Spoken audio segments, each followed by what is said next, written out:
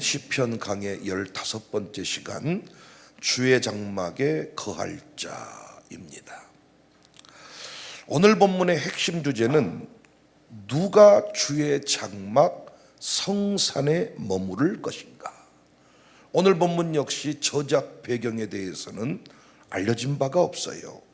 다만 언약궤가 이미 오벳 에돔의 집에서 옮겨졌으나 아직 성전은 건축되지 않은 시기일 것으로 추정을 합니다.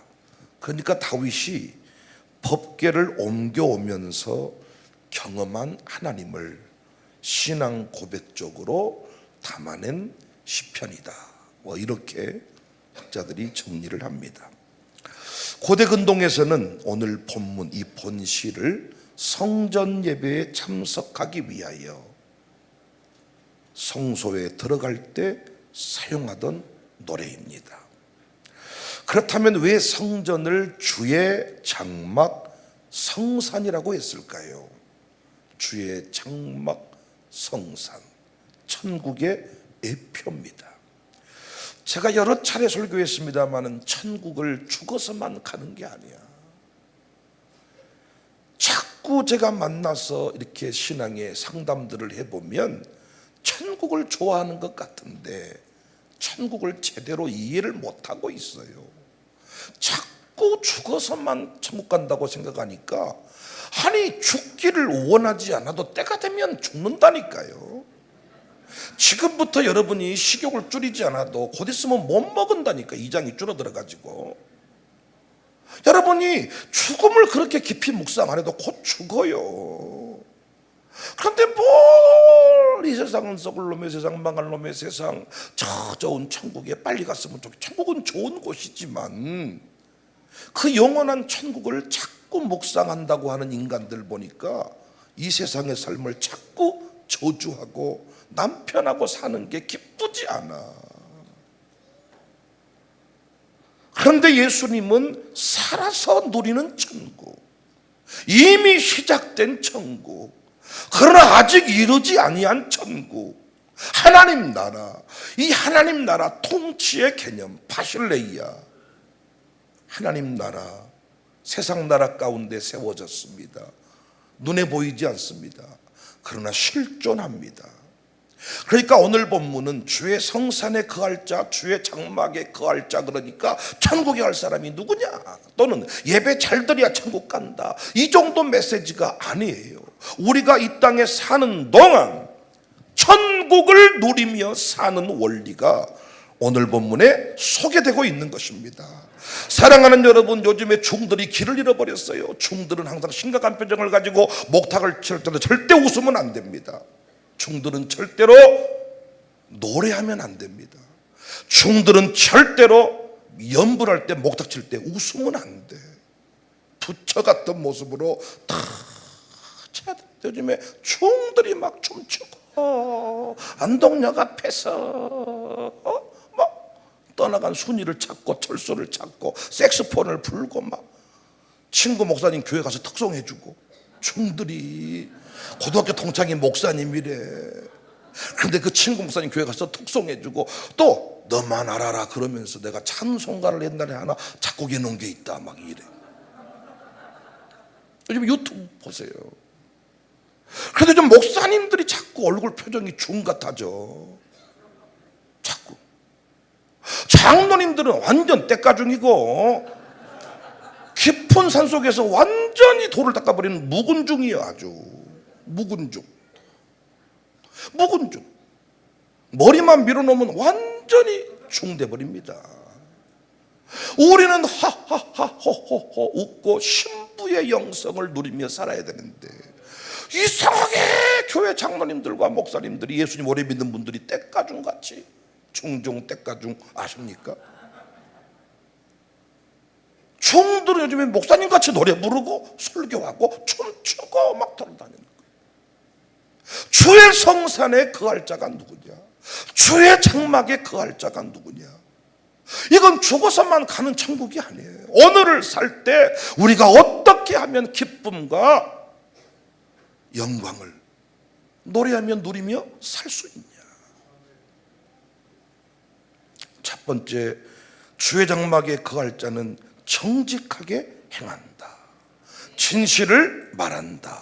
공의를 실천한다. 2절입니다. 정직하게 행하며 공의를 실천하며 그의 마음에 진실을 말한다. 여기 정직은 흠없는 완전한 뜻입니다. 그런데 이것은 인간적인 측면에서 완벽함을 말하는 게 아니에요. 우리는 완벽하지 못해요. 하나님 보시기에 어떠한가에 더 초점을 두고 있습니다. 하나님 보시기에 어떠한가. 그러니까 우리가 인간들 앞에 우리가 어떤 내 스스로 내게 만족스러울 수 없지만, 완벽할 수 없지만, 하나님 앞에서 부끄럽지 않게 살려고 몸부림치는 것, 공의롭게 내 마음대로 살지 않고 삶의 원칙들을 정해놓고 최소한 우리 교회에서 배운 원칙을 따라서 새벽 중심의 삶을, 주일 중심의 삶을, 교회 중심의 삶을, 어떤 그 원칙들을 정해놓고 다 살아갈 때 우리 안에 기쁨이 샘솟듯하다는 것입니다. 우리의 삶을 땅 차원으로 끌어내려버리는 게 뭐냐? 유치하게 만들어버린 게 뭐냐? 죄입니다. 여러분, 드라마 같은 곳, 영화 같은 곳에서요, 불륜을 저지를 때 아주 분위기 좋은 바닷가에서 아주 멋지게 그래서 나도 저런 사랑을 한번 해보고 싶다, 이렇게 뭔가 자꾸 미화를 시키지만은, 여러분, 불륜의 끝이 뭡니까? 허망하기 짝이 없어요. 내가 이런 기분을 맛보려고 이런 놈이랑 이런 여자랑 내가 이런 짓을 왜 했을까? 그때 몰려오는 그 허망함, 죄는 항상 그렇습니다. 이 제수복을 입고 항상 드라마에 나오니까 다 화장하고 미화장하고 나오는 거거든요. 그러니까 아주 그 제수복도 깨끗하게 딱 다림질돼서 입고 나오니까 감방도 아주 멋있을 것 같지만, 여러분, 김호중 씨한테 한번 물어보십시오. 감방이 살만하더냐고. 우리 인생을 아주 유치하게 만들어버린 게 죄를 짓는 겁니다. 여러분이 거짓말 한번 해보십시오. 거짓말 한 번만 해도 사람이 참 유치해져 버립니다. 그래서 어떤 사람이 거짓말은 자신을 마음의 감옥에 갇히게 한다. 기도도 안 되고 아무것도 안 됩니다. 제가 자판기에서 돈 동전 몇 개를 주워가지고 서울 올라갔는데 다음날 새벽 아침에 성령님이 그 부분을 건드렸어요. 그거 정리 못하면 기도 못하겠더라고요. 거룩하지 못한 인생, 바른 예배를 못 드립니다. 자꾸 남자친구, 여자친구도 너무 문란하게 만나고 다니는 친구들은요, 예배에 집중을 못해. 핸드폰 문자 보내는 것도, 핸드폰 받는 것도 있지만 자꾸 죄책감이 다가오는 거예요. 자꾸 지난날의 죄가 자꾸 나를 찌르는 겁니다. 마귀는 죄를 파일로 가지고 있다 그랬잖아요. 찔러대는 겁니다. 그래서 우리가 최소한 남자친구, 여자친구를 만날 때에도 기준을 정해놓고 만나자. 나는 최소한 예수님 안 믿는 친구는 안 만난다. 한 번만 만나봐. 그래도 안 만난다. 기준을 정해놓고 최소한 부모님 예수 믿지 않는 집, 나 아무리 좋은 아파트를 선물로 줘도 안 만난다. 어떤 상황에도 나는 주일을 예배한다. 아무리 바빠도 나는 주일날 일 안 한다. 나름대로 원칙을 정해놓고 공의롭게 정의롭게 행하는 인생은 날마다 기쁨이 있다는, 기쁨이. 앉아있긴 하지만은 마음 중심을 하나님께 들 수 없는 자들, 깊은 단계로 못 나가요. 제가 이렇게 보니까 사람들도 얼굴을 똑바로 못 쳐다보고 사람하고 자꾸 대면하는 것을 두려워하는 사람들 보니까 자꾸 자기만의 뭔가 상처와 아킬레스건이 있는 사람들이에요. 뭔가 얼굴에 부작용이 생겨버리고 뭔가 얼굴에 자꾸 뭔가 이렇게 우리가 하나님이 만들어 놓은 그 모습이 아닐 때 자꾸 나를 쳐다볼 때도 눈이 자꾸 이렇게 집중을 못해. 불안하고 초조하고. 급기야 나중에는 대인 기피 증상을 보이더라고요. 저도 만약에 제 얼굴이 어딘가에 문제가 생겼다면 사람들 만나기가 어려울 것 같습니다. 우리 아들, 딸들이 죄를 짓는 순간 지 스스로가 제 앞에 못 나타나요. 아들, 딸이 죄를 짓는 순간 스스로 부모님 앞에 당당히 나, 아무도 말 안 했는데 당당히 못 나, 얼굴을 못 쳐다보고 괜히 스스로가 쭈삣 마귀가 살아있기 때문에 10분 단위로 이걸 가지고 계속 물고 늘어지는 겁니다.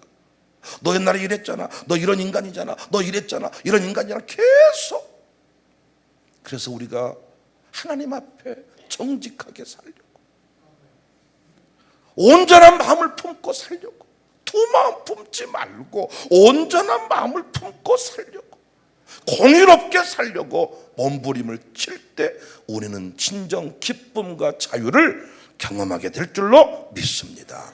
그래서 우리가 하나님과의 약속, 최소한 말씀의 기준표를 두고, 5대 신앙의 기준표를 두고 그 말씀의 원리대로 살아갈 때, 나는 뭐 언제 가장 이걸 많이 느끼니, 새벽 예배 끝나고 돌아갈 때. 참, 새벽 예배 끝나고 이렇게 쭉 제가 말씀 준비하러 갈 때 보면 우리 교회 권사님들, 집사님들이 새벽에 저보다 더 오랫동안 기도 많이 하신 분들이 계세요. 근데 그분들 쫙 돌아갈 때요, 기쁨이 샘솟듯할 겁니다. 정직하게, 공의롭게.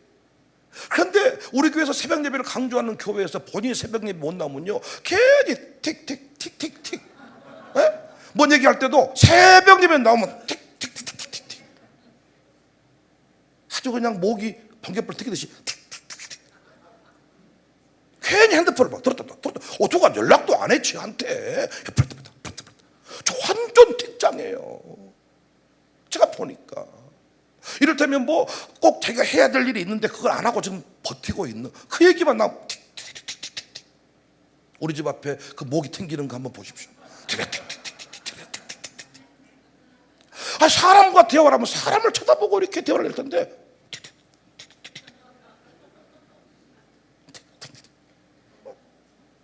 그러니까 알아. 저거 죄 지었구나, 저거. 저 거짓말이구나, 저거. 시편 14편 3절에 다 치우쳐 함께 더러운 자가 되고. 여러분, 우리가 하나님 앞에 늘 무너지고 회개하지만은 그래도 또 말씀 붙잡고 살아보려고, 새벽 예배 나오기로 했다가 3일 지나면 또 자빠지지만은 또 3일 지나서 하나님 새벽 예배 또 한번 세워볼랍니다. 오늘 또 새벽 예배 나오긴 나왔는데 완전히 눈이 또 이상한 동태눈 돼버렸습니다. 내일부터라도 눈 똑바로 뜨고 한번 설교 들어볼랍니다. 뭔가 이렇게 몸을 살아갈 때 그 안에 기쁨이 있다. 기쁨이.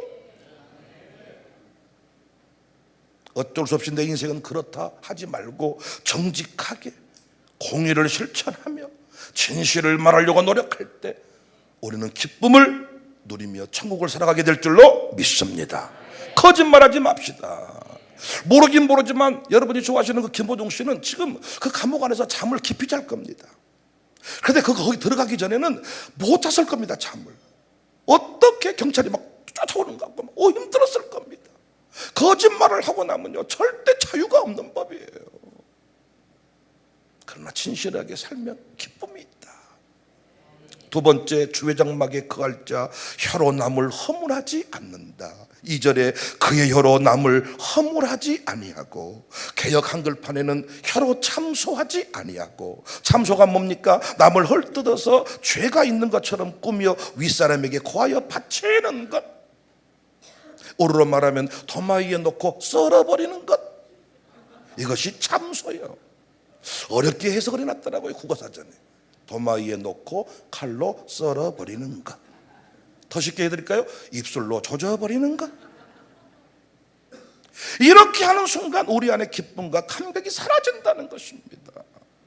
목사님이 어디 가서 장로님 흉보고 돌아다니면 잠깐 스트레스를 풀릴 수 있겠지만 금세 그분은 사는 게 아닙니다. 잠시 뒤에 문자 옵니다. 오늘 내가 한 말, 우리끼리 한 말로만 합시다. 지가 말해놓고 불안과 초조의 근심에 미쳐가지고 구천으로 흘러갈까 봐서 겁이 나가죠. 혀로 참소하고 다니는 인생. 그래서 에베소서 2장에 바울은 위대한 성도의 삶을 가르치면서 자랑하지 말라. 감사하며 감격 속에 살지언정 자랑하고 참소하고 그러지 마라. 남을 축복하고 원수 같은 인생인데도 사랑하려고 할 때 사랑할 사람만 사랑하고 나면요 별로 설교가 깊어지지 않습니다. 사랑할 수 없는 인생을 사랑하고 왔을 때 설교는 달라져 버립니다. 여러분, 나를 미워했던 인생한테 내가 성교비를 보내고 올 때 나의 설교는 깊어져 버리고 주님을 부를 때 달라져 버립니다. 주여 했다가 주여 달라져. 주여 주여 이랬다가 주여 달라져 버린다니까요. 정말 내 머리채를 잡고 흔들었던 시어머니를 내가 참 기쁨으로 섬길 때, 오히려 축복할 때, 그때 주여가 달라지고 고개가 우쭐해지고 이 고개가 쫙 똑바로 세워지고. 3절에 그의 이웃에게 악을 행하지 아니하며 그의 이웃을 비방하지 아니하며. 남 말해놓고 와서 하나님 아버지 기도가 됩니까? 안 됩니다. 한 목구멍에서 단물과 쓴물이 동시에 나올 수가 없다. 쓴물을 뱉을 인생은 오늘 밤에 단물이 나오질 않습니다. 온종일 쓴물을 뱉고 다니는 인생은 어떻게 찬송이 나오겠습니까? 고마워라 임마누엘, 뭐 예수님만 섬기는 우리 집 막 이러고 뭐 찬송합시다 찬송합시다 안 나온다고요. 천국을 누리는 삶, 온전한 예배의 삶, 입술 관리입니다. 인간관계입니다. 하버드대 인간관계연구소 통계자료에 의하면 사회적으로 성공한 사람들의 요인 중 인간관계가 85%, 15% 정도만 실력, 배경, 학력. 그럼 어떻게 좋은 관계를 맺을 수가 있는가? 간단해 보여요. 어떻게 하면 다 나를 좋아하느냐? 항상 나보다 남을 낮게 여기는 거예요. 귀신 충만한 인생은요, 우리 공동체가 유치하고 찌질해 보이고 못나 보이고 무식해 보이고 저는 유식해 보이고 잘나 보이고. 그런데 성령 충만하면 반대입니다. 야, 우리 교인들 참 대단하다, 우리 교인 참 멋지다, 우리 목사님 참 최고다. 그래서 항상 남을 칭찬하고 다니는 인생은요, 그 사람이 위대한 거예요. 남을 칭찬하고 다니는 사람 보니까 그 사람이 위대한 사람이에요. 그 사람이 성령 충만한 사람이에요. 칭찬해준 그 사람이 좋은 것도 있겠지만 그 사람이 그렇게 좋으니까 그렇게 보이는 겁니다. 나보다 남을 낮게 여기는 겁니다. 우리 교회도 보면요, 목사와 관계를 잘 못 맺는 사람은요 항상 자기는 목사보다 위에 있다고 생각해요. 어째 목사님 저렇게 천박하실까? 어떻게 무식하실까? 어떻게 찌질하게 생기셨을까? 내가 봤을 때 속으로 너는 더 찌질해야 피차간에 가까워질 수가 없는 거예요. 근데 정말로 관계를 잘 맺는 사람은 누구든지를 존중해 주는 겁니다. 나보다 낮게 여기는 겁니다. 미국 최고의 대인관계 전문가 레스 가블리는 당신이 다른 사람을 소중하게 생각하지 않는 한 어느 누구도 당신을 존경하지 않을 것이다. 백윤영은 이 말을 이렇게 바꿉니다. 당신이 다른 사람을 소중하게 생각하지 않는 한 당신의 삶 속에 천국의 그림자는 찾아보기 힘들 것입니다. 목사님 목회가 어려워진 경우 보니까 항상 교회가 무식하대. 자기는 똑똑한데 교회가 무식하대. 행복하지 못한 장로님들 보니까 자기는 비전을 보고 있는데 목사님이 비전이 없대. 그런 분이 있거든. 광신대학교 신학대학원에 입학하시기를 바랍니다. 100% 장학생. 할렐루야. 제가 노예 고시부 다 100점 드릴게요. 제가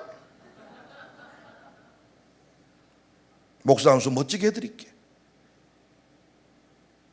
존중하는 겁니다. 존중. 과거에 나는 누구를 사랑할 수 없었지만은, 왜냐? 그 사람을 무시해야 그래도 내가 대단한 사람이라고 인정받았기 때문에. 이제는 그렇지 않아요. 내가 다른 사람을 다 세워주고 나는 바닥에 내려가도 나는 바닥이 아니야. 왜요? 주님이 나를 붙잡고 계시기 때문에 결코 나는 바닥일 수가 없습니다.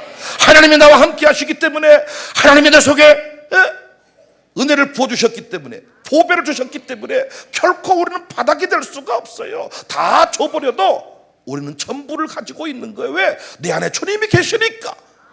누구도 사랑할 수 없었던 인생이지만 진짜 은혜 받고 보면요, 진짜입니다. 저도요, 은혜가 떨어지고 나면 여러분이 참 이상하게 보이는데 은혜 충만하면 진짜 너무너무 제가 미안할 때가 많아. 어떻게 나보다 당신이 더 인격이 훌륭한데 그렇게 내 설교를 듣고 있는가.